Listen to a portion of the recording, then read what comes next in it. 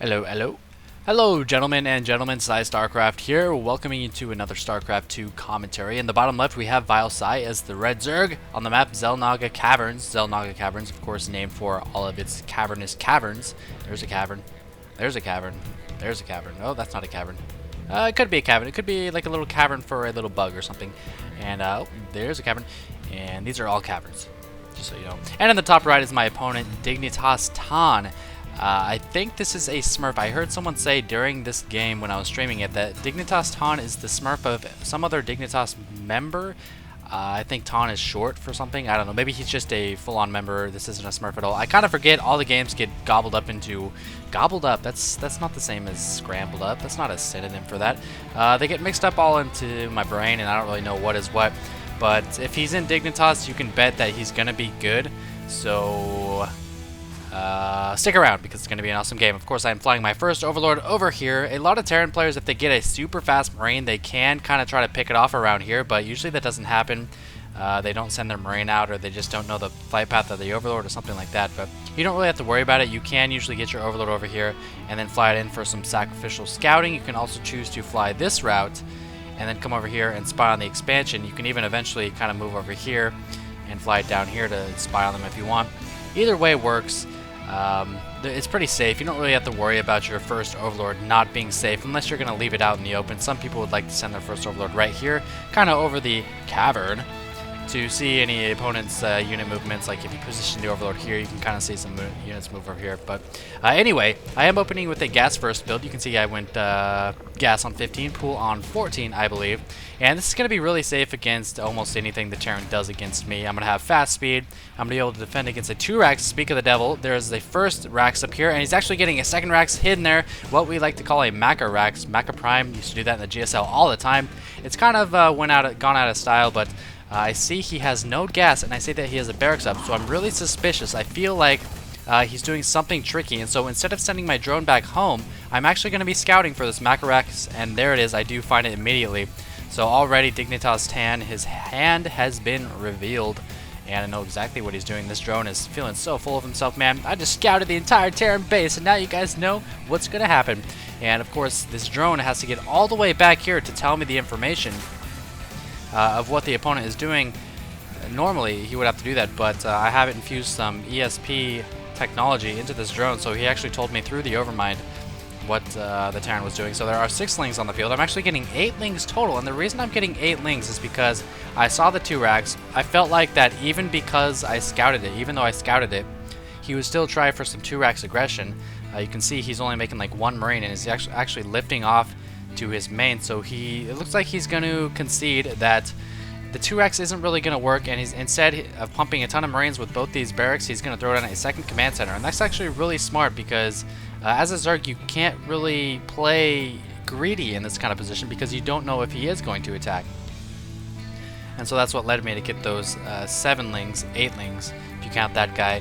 And now I am expanding. There is no more lings on the way. Speed is on the way, however. And as long as I have these 2 watchtowers, I feel pretty safe about any kind of attack he would send at me. I feel like I'd be able to react in the time that the Marines came from here, which is where I'd first scout them to about down here. I'd be able to pump out, 6 more lings or so. So feeling pretty safe at this point. 8 Zerglings and just continuing to pump drones.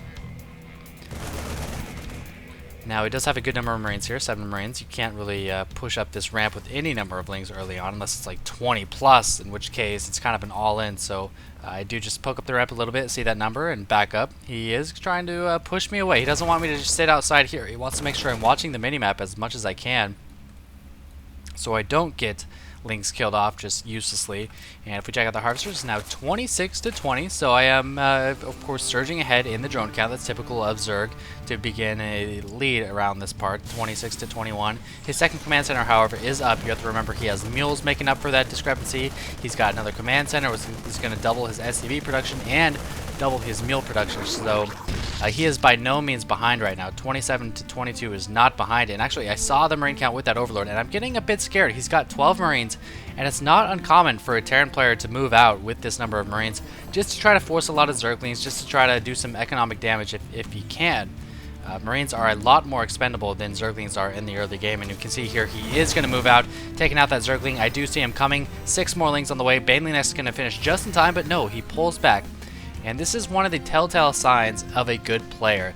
He does tons and tons of feigning, lots of fake attacks. It's almost necessary against a Zerg to fake attack over and over and over, clear the watchtower, and then move up like you're going to attack, then just back off.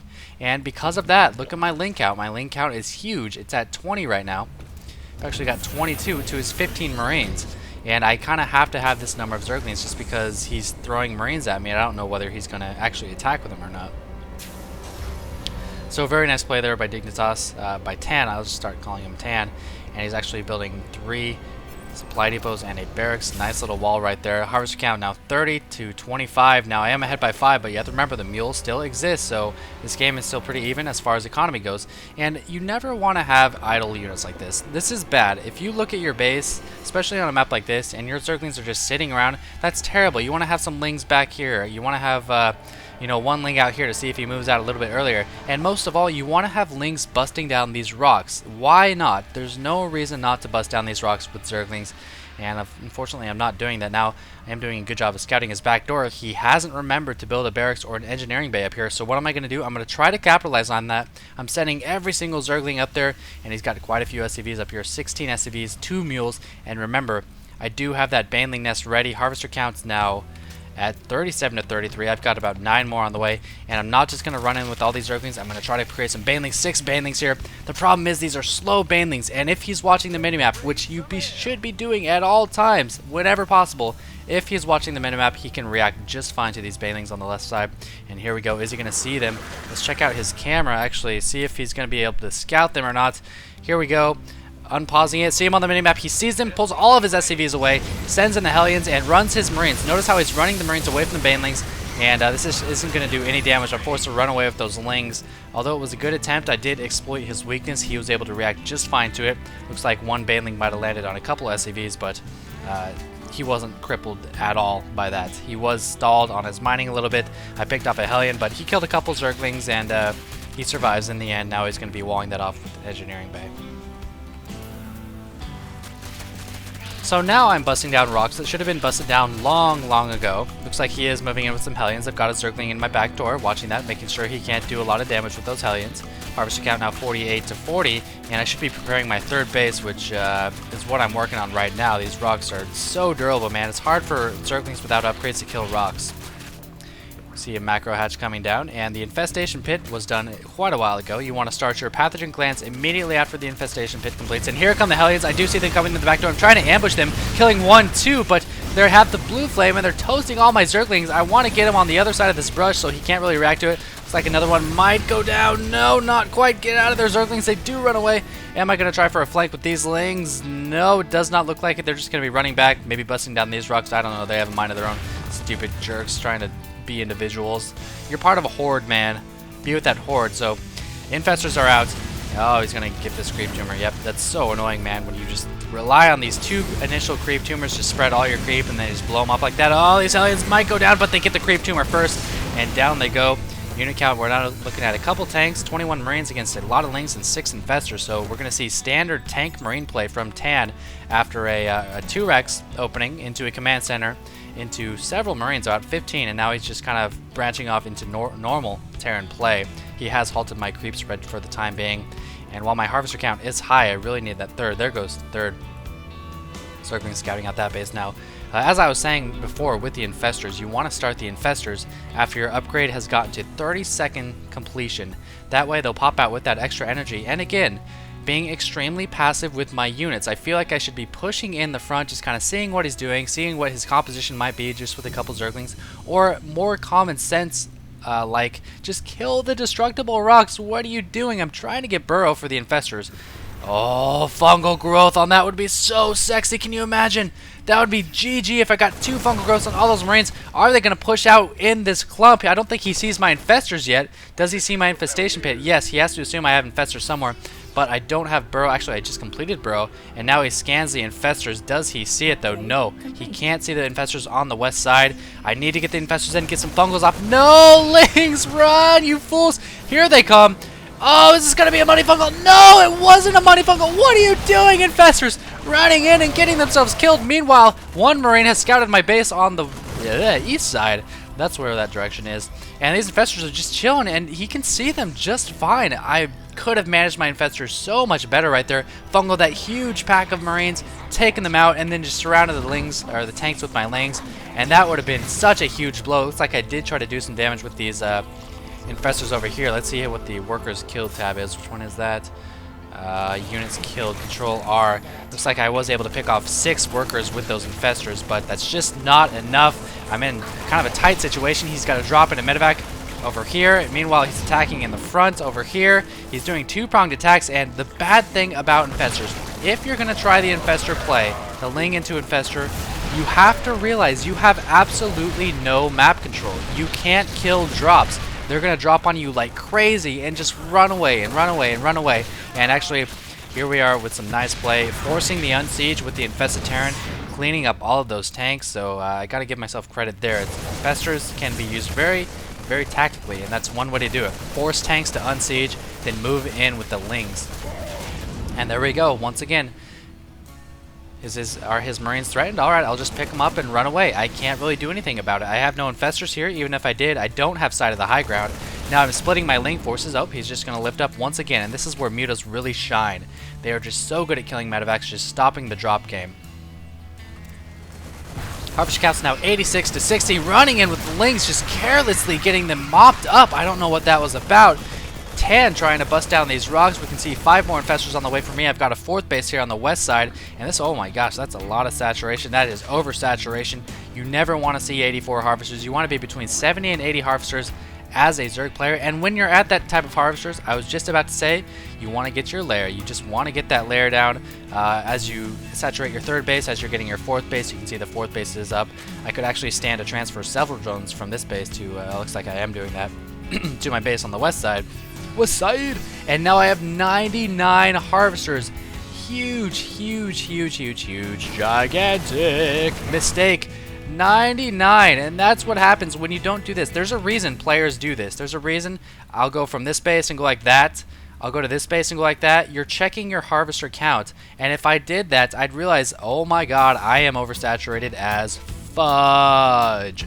So 96 Harvesters, that's already kind of a sign that this game is not going as well as I'd want it to. The hive is on the way. I've got more Ling and more Infestors. I'm still only on 1 evolution chamber considering my economy, and no additional tech yet. I'm really waiting for the hive to get that additional tech, and once again, Tan with some nice drop play. He's just harassing my 3rd base, not really letting me do anything. And, you know, once the fungal wears off, he'll probably just lift up once my Lings get around. Looks like he's going to try to pick up the Queen. Is he going to get the Queen? Oh, he's going for the hatchery. But these Infestors... Oh, what are you doing, you dumbasses? Unburrow! Unburrow and fungal, you tards! My gosh, and this is a critical point in the game. A Terran player taking a gold with a planetary fortress. Look at this. He knew he was taking the gold. He saved up tons of meals for it. And you're going to see his income skyrocket. Look at that. It's so huge, man. I've got 4 bases, and he's still way ahead of me. 91 Harvesters, too. Mules OP! Someone nerf mules. And more drops coming in. He's only got 4 tanks right now, so he's kind of vulnerable. Sort of. I don't know. He's got a good tank spread. And here comes another drop along the side. This is where it's nice to have an Overlord. A couple Overlords on the side. That's one thing I'm kind of neglecting this game. Now I'm getting that Overlord speed and an Ultra Cavern. Alright, so I've been on 1 evolution chamber this whole game. Looks like I just now got my 2nd and starting that research. I need to get these guys on. Need to get those guys working. There we go.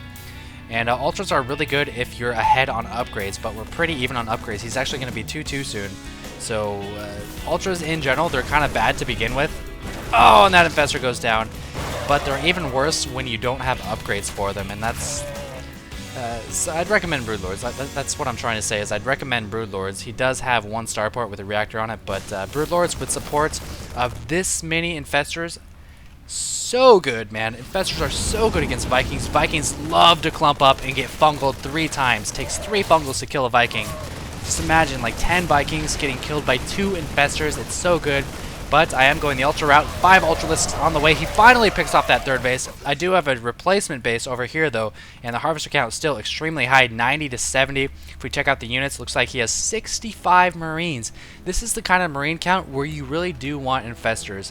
Banelings wouldn't quite cut it against this kind of composition, 66 and 11. You really want Infestors. You really want Broodlords, not Ultras. Not Ultras. I emphasize that. 7 Ultras on the way, but this is not what I need. And this is kind of cool. Actually, I've been hiding this base on the left for so long. He still has not scouted it. We've kind of been switching the tower, switching control of the tower over and over, and now he's going to see it. He sees the units rallying from this base, and this is where he's going to get aggressive. I have a feeling he's going to send in the drops and a lot of Marines, and here we are. Lots of Marines. It's now 200 to 200.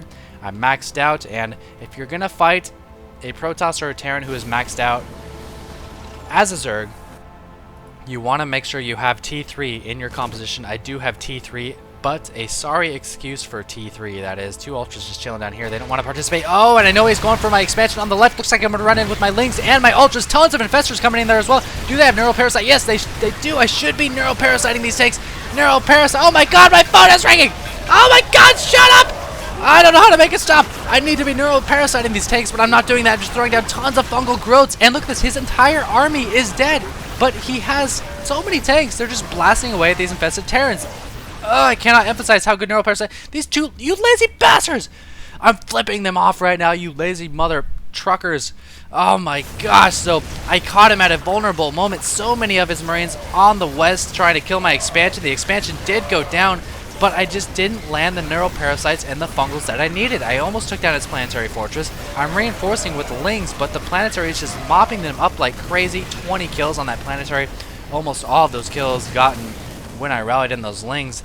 And now I have a lot of money. I really need to start building something. Do I have a lot of larvae? Oh, my injects were suffering. My injects were very bad at that point. 155 energy on that queen. I know it's 23 minutes into the game, but that's still a lot of energy for a queen to store up.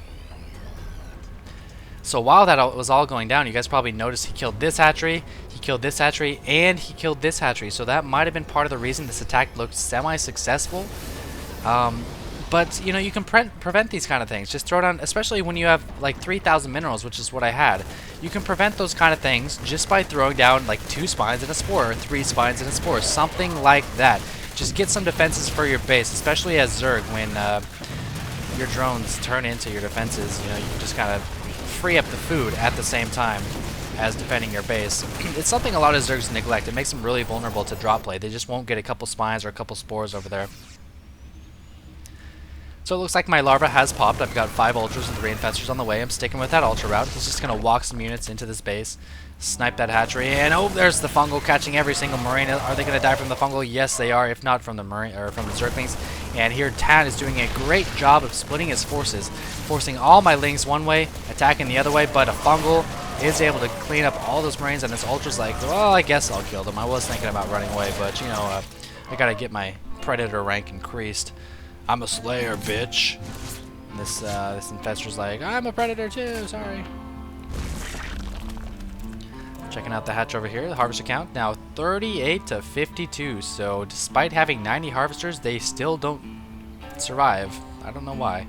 And now the count is 59 Marines, 15 tanks. This is all he needs. Tanks, Marines, and Medevacs. That's all he's been using this entire game. Sans the Hellions. The Hellions, in the beginning, he had about 5 of them or so, and you can see he's upgrading very well. 3-3 on us Marines, 2 attack on the tanks. Not getting the armor for the tanks, because if a tank is getting attacked by something, the odds are it's going to die anyway. Plus they're in the back lines. You don't really need to focus on vehicle weapons. I've got 8 Ultras, but of course these Ultras, with 5 armor, they still take quite a bit of damage from the Marines. 9 damage from the Marines, and these tanks, of course, are well upgraded. The Ultras, again, the Ultras just not a good move. The Broodlords would have been a much better route, especially considering the number of Infestors I had early game. I had like 10 Infestors, but no Broodlords at all. This Overlord's just chilling overhead, scoping things out. And Tan not getting aggressive. He's just got a nice contain over here. The best siege tank spread I have ever seen. That is sick. I gotta give him credit for that. And he's just moving in small battalions of Marines. Some group of Marines over here, group of Marines over here. And he's actually only got 1 group hotkey, so that's kind of peculiar. Usually you want to hotkey both of them. And just running in here once again. No Overlord Scouts, no burrowed units, nothing to see these guys approaching. And that's another mistake. You know, no spines, no spores, nothing. Looks like he might get the hatchery. I think I will be able to kill the Marines. Yes, I will, but it's so weak. And again, double-pronged attack, forcing all my units one way and attacking the other way. And that's partially my fault, too. I shouldn't be splitting 8 Ultras to clean up 8 Marines. That's ridiculous. I should just keep them half and half. But you kind of get into the one control group syndrome type of thing. Like, I have it, my army on this group. I'm going to send them everywhere, wherever they're needed. I'm not going to split them up. And it helps mentally. It really makes you feel like you're more in control of your army. But as far as helping you win the game, probably not a good thing, as you saw there. So in this type of situation, when you have Terran sending in a lot of drops, it might be good to split your units up into 2 separate groups. Like, okay, half of you are going to be this number, and then half of you are going to be that number. And that way you can at least manage 2 places at once with ease, with those being hotkeyed. So at this point, Tan is just kind of toying with me. He's sniping all my bases, keeping me on 2 bases. I am at 117 compared to his 182. I'm going to try to kill this 3rd base that he took, just for shits and giggles. It's kind of not looking good for me at this point. My Ultras are not able to reach their full upgrades. They're still at 4-3 as opposed to 5-3, which is what you'd prefer. And now he's just sealing my units in. He's sealing them in with those tanks. I'm going to try to bust down these rocks, go into his expansion, see what I can do with these Ultras. These Infestors just kind of chilling. But again, I had such a great economy. I held him off in the early game. Into the mid game, I was probably either equal or slightly ahead. I had my T3 at almost perfect timing, and now here come the Neurals, and this is what Neurals can do for you. 3 tanks, that's so incredible. They have full upgrades, just blasting away at these SCVs, blasting away at the other tanks, and this tiny amount of Ultras, with the assistance of Neural Parasite this time, are able to do a lot more damage, just running about 10 tanks or so. If you check out the resources lost, I'm still way behind, but can you imagine just Fungal, Neural, and Broodlords? That'd be so damn beautiful to see. But of course, that's not the route I took this game. I went for the Ultras, and the Ultras are fat, ugly, stupid, and dumb. So it didn't really work out. It looks like he did snipe a 3rd base if I tried to take it. Don't really care at that point. That base has died so many times. It's like I was gonna make an Amy Winehouse joke, but I think it's too soon, so I won't. Yeah, what are you gonna do now? What are you gonna do about these Infestors, Tan? You think you're good because you're in Dignitas? Well, you're not. Oh, Unburrowing, got a fungal off. No, not a single fungal. The clutch scan for the win. Let me just speed this up for you guys. I just kind of goof off for the rest of the game. So he just outplayed me in the middle to the end game. I think my biggest mistake was not getting Broodlords. Second biggest mistake, probably not getting any fences for here. That goes along the lines of also not splitting my army. It would have been great to have defenses. Another mistake was, not being more aggressive with my units as far as killing the rocks. And, you know, maybe some more Infested Terran play right here. Maybe some Infested Terran play right here. It's super, super effective. And just in general, injecting, just a lot of mechanical stuff. But I think I put up a pretty good fight. Might have been different if I did get those giant shooter things in the sky that are actually pretty good. Now he's just gonna kill everything. Oh, and I made a creep frowny face. I forgot about that. It's a frowny face. But I hope you guys enjoyed that. Played against an extremely good player for once. Normally it's just kind of normal Masters guys, but I don't know if this guy is a higher level Dignitas player or not, but anyway. Hope you enjoyed it. As always. And I don't have my scissors. Scissors.